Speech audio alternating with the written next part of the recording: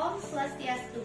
Perkenalkan, nama saya Ninyoman Firda Tridayanti, stambuk A241-19017, Program Studi Pendidikan Fisika, Fakultas Keguruan dan Ilmu Pendidikan Universitas Tadulako. Pada video kali ini saya akan menjelaskan mengenai hukum Newton dan penerapannya.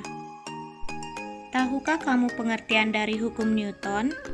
Hukum Newton adalah hukum yang menggambarkan mengenai hubungan dari gaya yang bekerja di benda serta gerak yang disebabkan olehnya.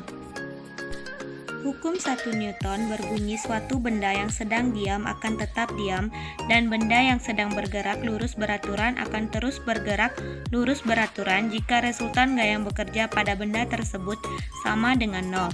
Adapun persamaan dari hukum 1 Newton ialah sigma F sama dengan 0.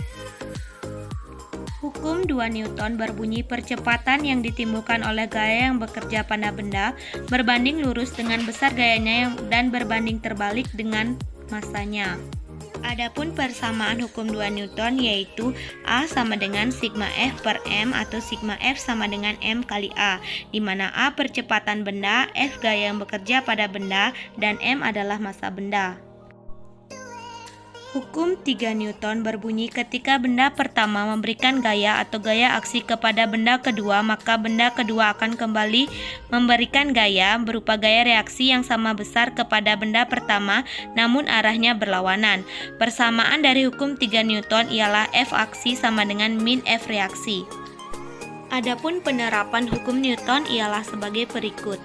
Hukum 1 Newton, saat naik mobil yang bergerak cepat lalu direm maka penumpang otomatis terdorong ke depan, dan ketika mobil berjalan pelan lalu digas mendadak maka penumpang di dalamnya terdorong ke arah belakang.